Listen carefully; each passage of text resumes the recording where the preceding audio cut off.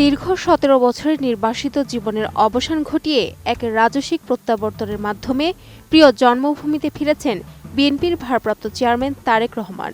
বৃহস্পতিবার বিমান বাংলাদেশ এয়ারলাইন্সের একটি বিশেষ ফ্লাইটে তিনি ঢাকার হযরত শাহজালাল আন্তর্জাতিক বিমানবন্দরে অবতরণ করেন। তার এই ফিরে আসাকে কেন্দ্র করে রাজধানী ঢাকা পরিণত হয়েছিল এক অভূতপূর্ব জনসমুদ্রে। এ যেন বাংলাদেশের এক অনন্য ইতিহাস। তারেক রহমানের এই স্বদেশ প্রত্যাবর্তন নিয়ে শুক্রবার দেশের শীর্ষস্থানীয় গণমাধ্যমগুলো অত্যন্ত গুরুত্বের সঙ্গে বিশেষ প্রতিবেদন প্রকাশ করেছে। দৈনিক প্রথম আলো তাদের প্রধান শিরোনামে লিখেছে, দেশে প্রত্যাবর্তনের এক অভূতপূর্ব দৃশ্য। সেই প্রতিবেদনে বলা হয়েছে, প্রিয় বাংলাদেশ শুরু করলেন ঠিক এভাবেই। যুক্তরাজ্যের লন্ডনের দীর্ঘ ১৭ বছরের নির্বাসিত জীবন কাটিয়ে দেশে ফিরে লাখ লাখ মানুষের সামনে দাঁড়িয়ে বিএনপির ভারপ্রাপ্ত চেয়ারম্যান তারেক রহমান বললেন, we have a plan. We have a plan for the people, for the country. Lifebuoy limited edition pack কিনে জিতে নিতে পারেন FIFA world cup 2026 ticket. Lifebuoy.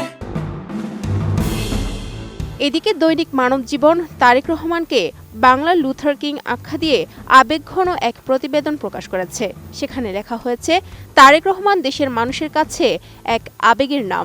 দীর্ঘ ১৭ বছর দেশের বাইরে থাকলেও অন্তরে লালন করেছেন প্রিয় জন্মভূমিকে। তাই তো দেশের মাটিতে পা রেখেই শুরুতেই খালি পায়ে দাঁড়িয়ে মাটির গন্ধ নিয়েছেন, জুড়িয়ে নিয়েছেন মন প্রাণ।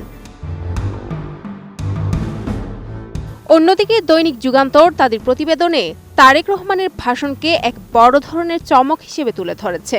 ঐতিহাসিক গণসংবর্ধনায় তারেক রহমান প্রিয় বাংলাদেশ গড়ে তোলার দৃঢ়প্রত্যয় শিরোনামের সংবাদে বলা হয়, বর্ণবৈষম্যের বিরুদ্ধে সংগ্রামী কিংবদন্তি মার্টিন লুথার কিং এর ঐতিহাসিক উক্তিকে স্মরণ করে তারেক রহমান ঘোষণা করেছেন, আই হ্যাভ এ প্ল্যান।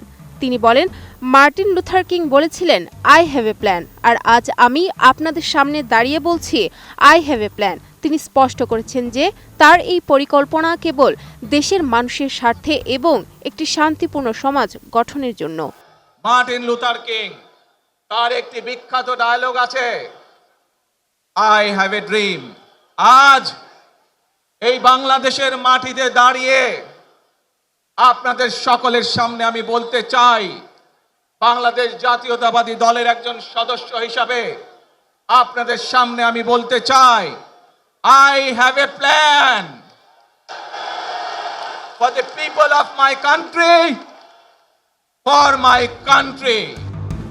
দৈনিক সমকাল তাদের প্রতিবেদনে নিরাপদ ও শান্তিপূর্ণ দেশ গড়ার বার্তার উপর আলোকপাত করেছে।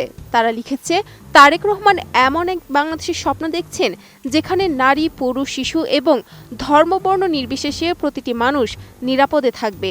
শুধু জাতীয় পত্রিকায় নয়, দেশের আঞ্চলিক গণমাধ্যমগুলো বেশ ঘটা করে তার এই ঐতিহাসিক প্রত্যাবর্তন ও জনসভার খবর প্রচার করেছে। সব মিলিয়ে তারেক রহমানের এই ফিরে আসা এবং আই হ্যাভ এ প্ল্যান বার্তাটি দেশের মানুষের মনে এক নতুন স্বপ্নের সঞ্চার করেছে। Sadia Siddika, ATN news.